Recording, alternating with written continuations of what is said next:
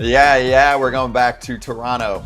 We have ourselves a series. It's the FT Live Postgame Show. It's presented by Fox 1. Kratz, why are you looking at your watch? Are they going to play some more innings? Yeah, it's halftime. They're about to have a concert, and then they're going to come play 9 more. What concert?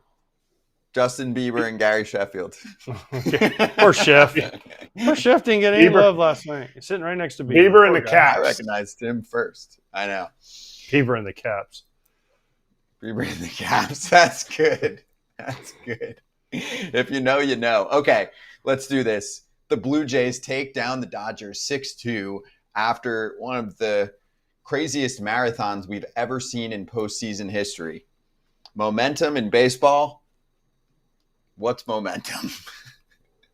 You win with Freddie, walk-off. Next day, Ohtani coming off reaching base 9 times, and the Blue Jays punched him. They got him. Vladdy Jr. 2-run homer, the 4-run inning in the 7th. Ball game. Bieber pitched well. The biggest thing we have going forward is the best of 3 now is where the hell is the Dodgers offense? They've scored 3 runs in, 19 innings now or something crazy? Like, where'd their offense go?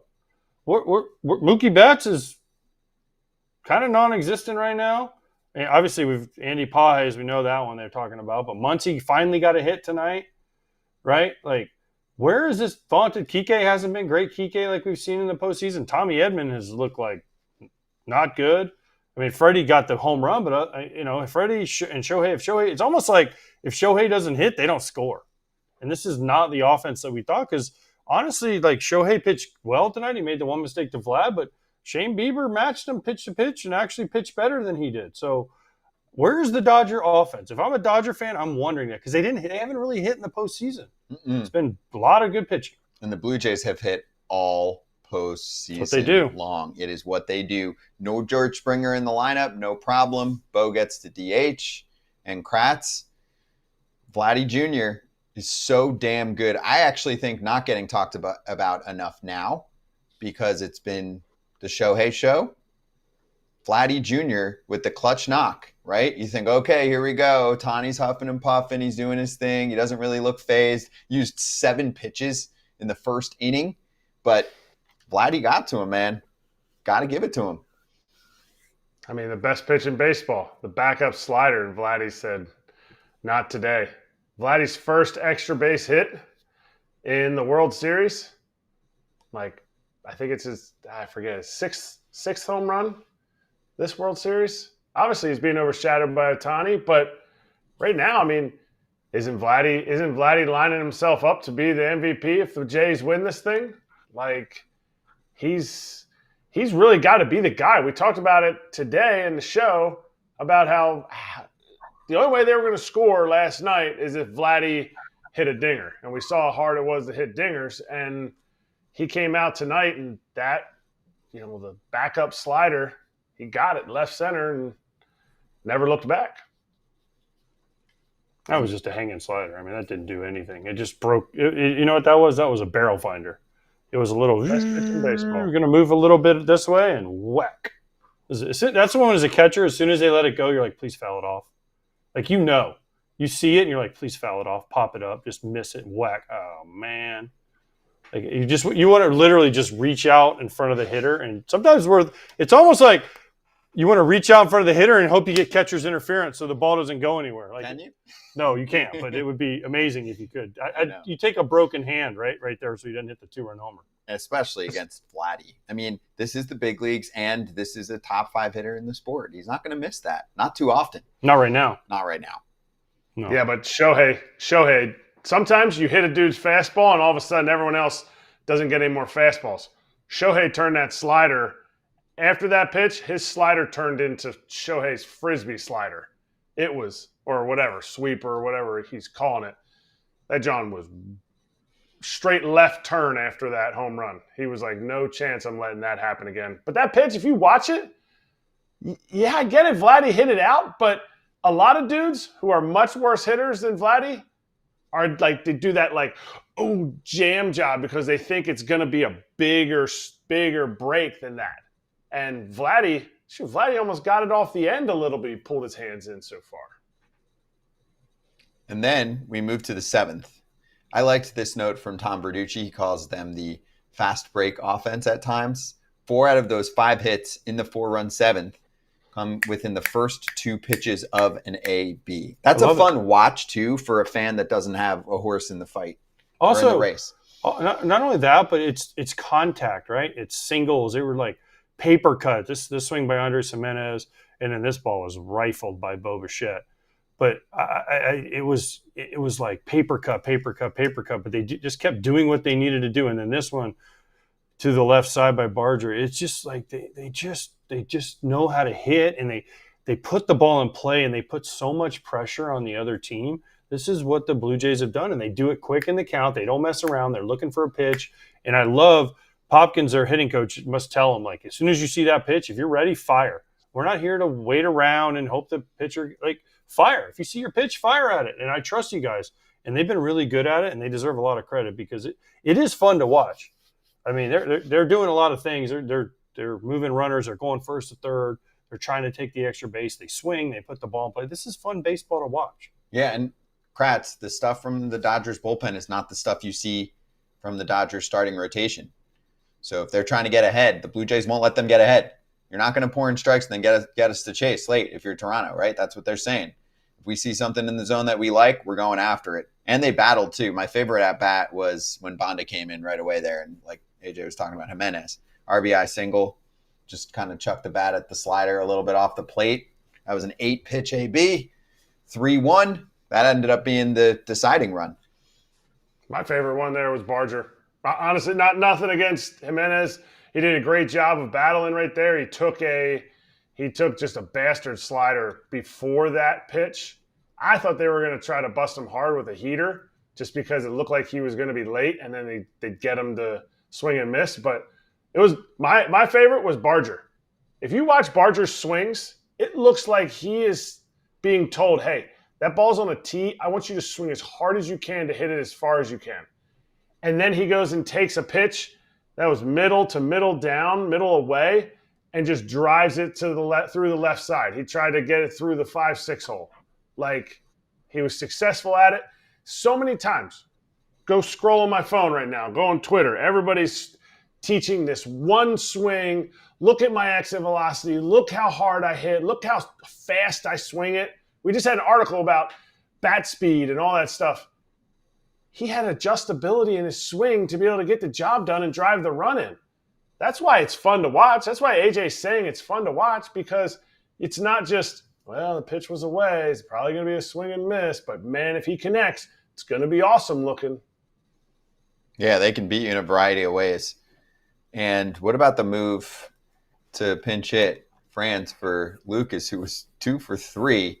He ends up getting a ground ball RBI, which in the playoffs, that's good. Yeah. Made it 4-1. But if he hit into a double play or something, the media would have lost their mind. I don't mind that move. That's the time. That's the time. He was going for the kill shot. He was going for the kill shot, and he got it. Right. Because he was going for the kill shot right there. Was first and third, 1 out. France actually got jammed so bad that they couldn't turn 2. And listen, I'm going to tell you this right now. What Kratz is talking about in baseball, the hardest double play to turn is a ball to where the second baseman has to go to his left, or usually like the 3-6-1, 3-6-3. So if you can hit a ball, especially as a right-handed hitter, to that right side, and the second baseman has to go to his left, 9 times out of 10, they're just going to take the out at first. They're not going to try and turn it. And because most guys aren't going to want to make that too long throws, usually don't equal a double play, unless you're just super slow like me. But I love that approach because he got jammed. He just kind of hit a 6-hopper to the right side. They went over. Tommy Edman went over and just flipped it to first and gave the run of it. It's just good hitting. It's good. It's contact and it's good hitting. It was 2 strikes too.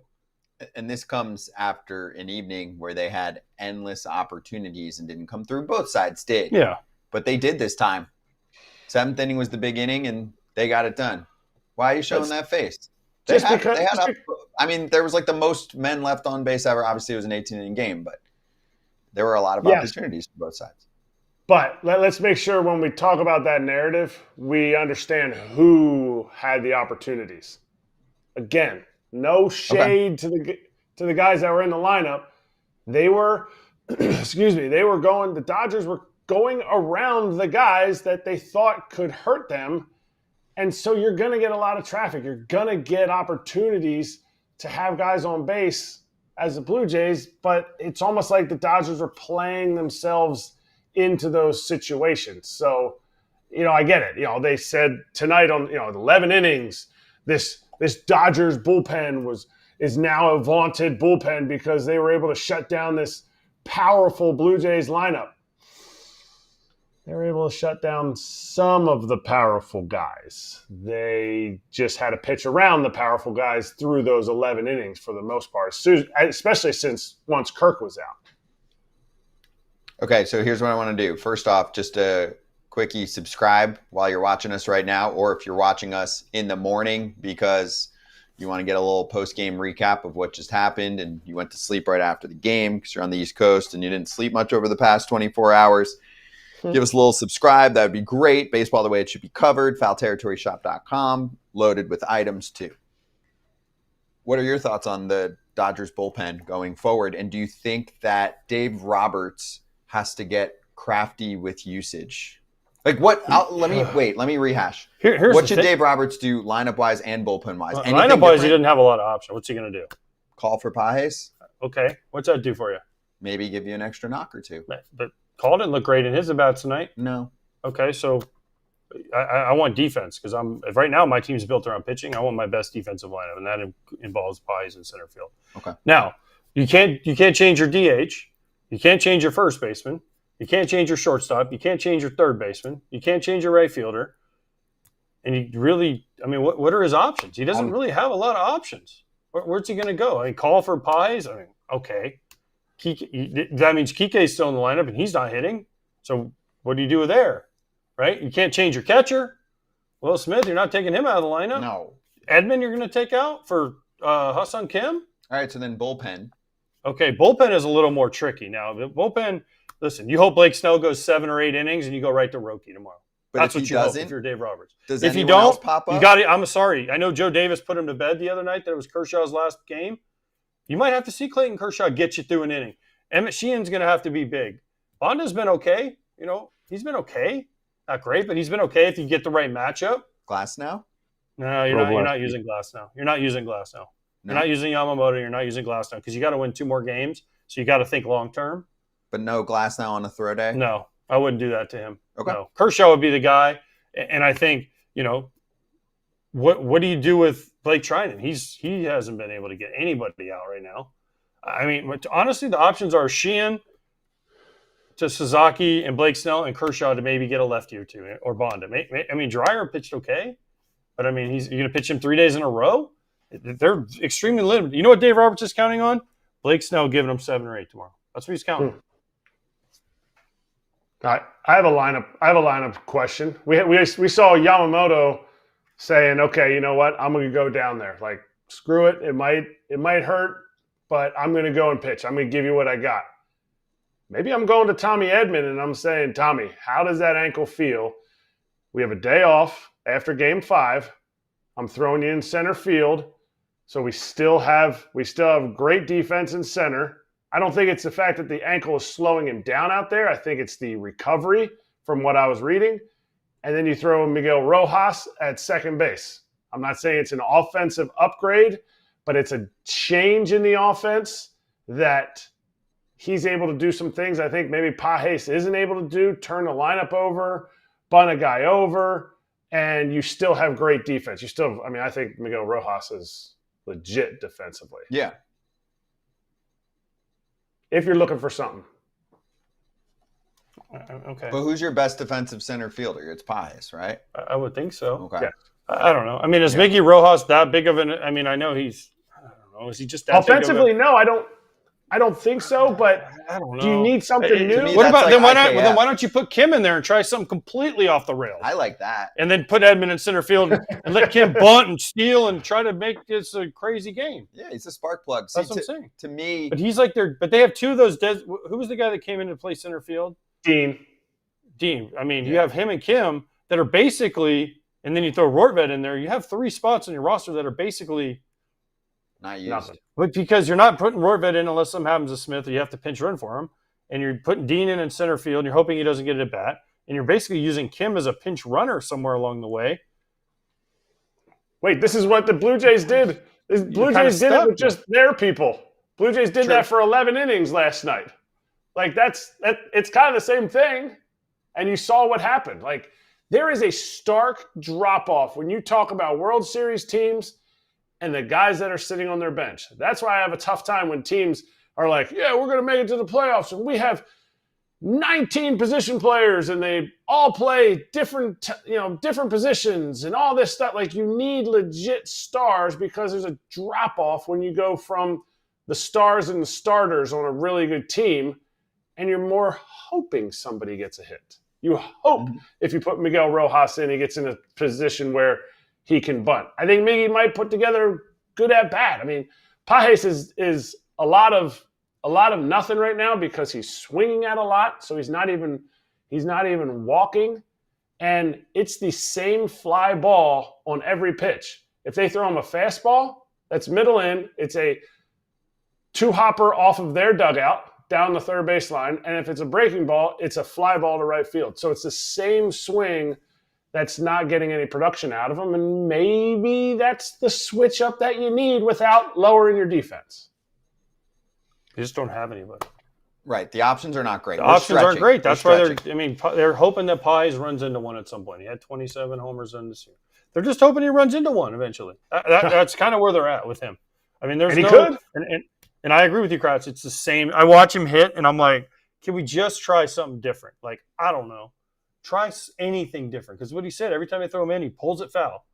And then they throw him something away, and he just hits a weak fly ball to the right fielder. And I'm literally sitting there going, can we ever just try to hit a ground ball to the second baseman? Like, taking it bat, 2 outs, nobody on your first at bat, and just be like, I am going to just hit a ground ball to the second baseman. Keep my head down and just try something completely different. It might work. And you might hit a piss missile to right field. You never know. And man, I got to hit. Let's go. But it's the same. That's what I think is frustrating for not only us, but for Dodger fans and for Dave Roberts watching Pages hit. Yeah, and Dave's been vocal about it. No, listen, Dave ain't hiding it. No. He ain't hiding it. He said this is the thing. But let's also, we got to talk Shane Bieber a little bit here. What I want to do is, yes, let's talk Shane Bieber. And we have a nice graphic all worked up we're going to put out there. Quickie break. 60 seconds, we're back, and then we'll go strong, commercial-free the rest of the way. Hey, if you want to take care of yourself, your body, and everything that goes into health, fitness, and nutrition, Superpower provides Kratz what I would call the pro experience for the everyday person. 100%. Super easy. You get your lab test results back, and you can streamline exactly what you're deficient in. You can say, okay, this is what the results told me.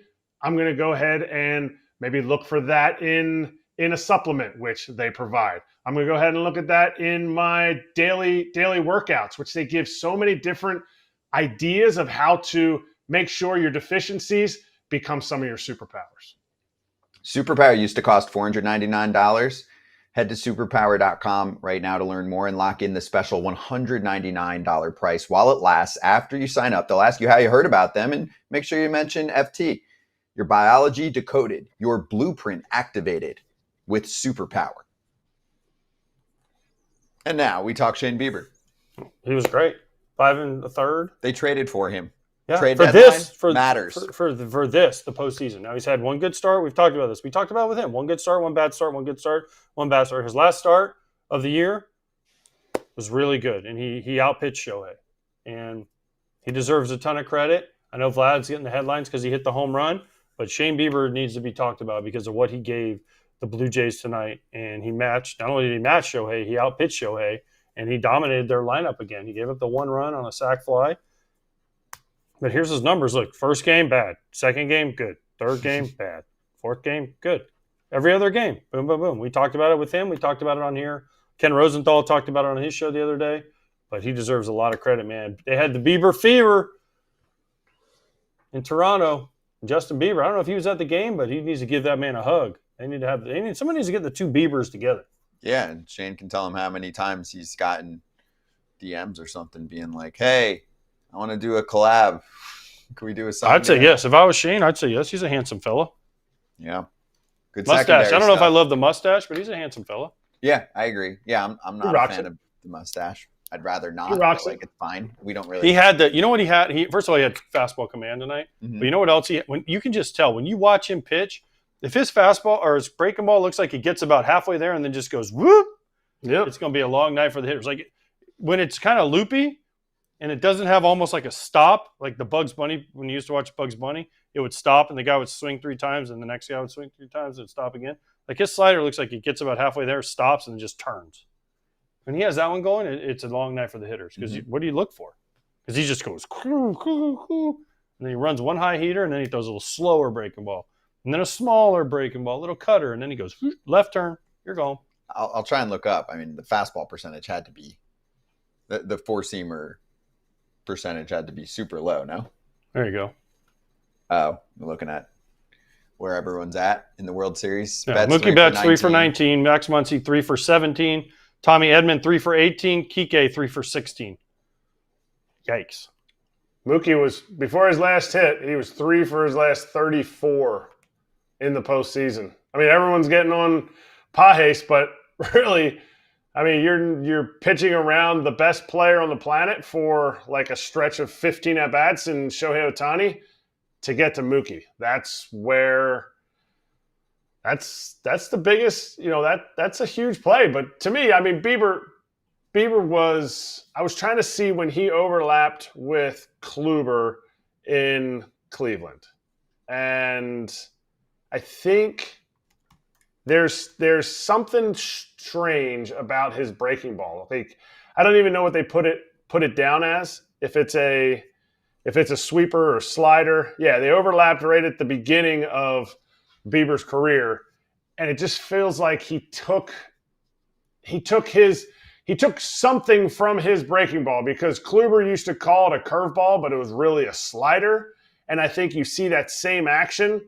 I'm not saying they're the same, because Kluber's in his heyday was a Bugs Bunny ridiculous pitch, but I am saying that there's something about being around guys that know how to spin it. And when you're coming back from Tommy John, if you're feeling good and you can spin it like that, good for Shane. Good for the fact that he can go and pack all of his stuff up and just make sure he's got some pants and a pullover for the rest of the series, because I don't need anything else out of him. No bullpen Game 7? Possibly. I don't think they asked him to. I don't think they asked him to. Why? Because he's going to be a free agent? Who cares? It's the World Series.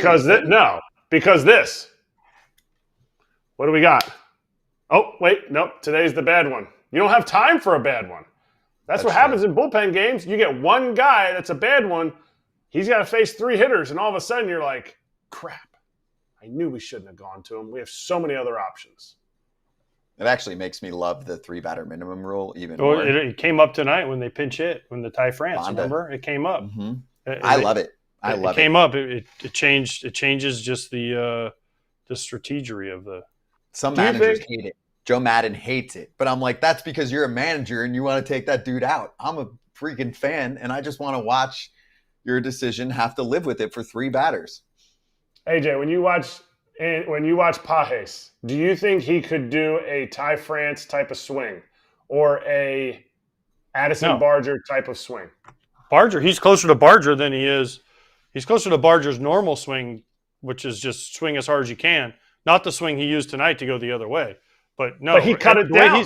But he's not even. I know, but is he capable of that right now? No, because he's not even trying. He's not trying to even do that. He's not trying to cut it down at all. He's just trying to go deep every swing. And what's the definition of insanity? Doing the same thing over and over again. Well, same result. If I just keep hitting pop-ups to right field, damn sure know I'm going to try something else at some point. Like if I'm up there and I just hit fly ball to left, fly ball to left, fly ball to left, like 10 at-bats in a row or punch out, I'm damn sure trying something else. I'm going to try and roll over like a sumbitch. I mean, I'm swinging like, I'm literally like falling over trying to hit it. Because it's been a long time. It's been the entire month. It's been longer than that. Really? Because you can throw in the end of the regular season, he wasn't very good either. It can go it's gotten really bad, and it's gone for a long time. One more to shout out on the Blue Jays side. Chris Bassett. Two shutout. Two shutties. New weapon. Circle of trust guy. He's not pitching tomorrow, though, I bet. He'll have tomorrow off. Just because he's done 2 days in a row back-to-back. and he's a starter and they're going to want him for 6. Again, Again, they got to win 2 more games. It's kind of the same as the Dodgers. You got to win 2 more games. He's their second best reliever, no? Leverage. Behind who? Louis Varland? No, everyday Louis. I cannot wait to interview him in the offseason. Technically, like, big spot. It's big spot, like game on the line, like your Andres Munoz moment, right? It's Jeff Hoffman for swing and miss, right? Yeah. But then your setup Chris guy Bassett, really yeah, is, pretty is good. Chris Pretty Bassett. good option. Pretty good option.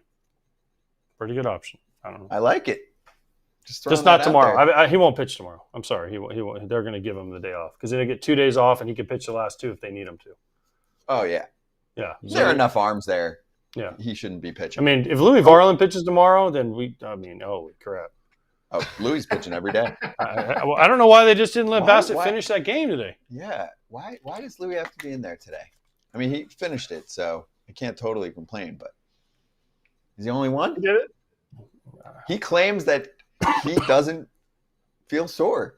No. Ever. He's It's the not that only he feels person sore. ever. It's sometimes you don't even feel it in your arm. It's more in your legs and you're just tired. If you watch him, his location slowly is getting worse. Like he was like pew, pew, pew, pew. Now it's gonna like pew, pew, pew all over the place. Yeah, but This let's not get it twisted. It's not like Louis Varland is like a Aroldis Chapman from the regular season. Louis Varland's been giving up some dingers. Jazz clipped him. I know the pitch to Judge was like nobody should hit that out. But like some dudes have been hitting Louis Varland. When he first came over, they thought he was tipping. Then he kind of moved it back. Like they're fully committed. It really is one of those things where they don't care what the results are. Tonight he gave up another run. Like they don't care what the results are with Louis Varland. They're like, you're pitching. You know why? Because you got a rubber arm. And Cal Raleigh, postseason booked him. I knew there was somebody else I was forgetting. He's giving up some dingers. He has. Indeed. All right, you know what to do. Last licks here.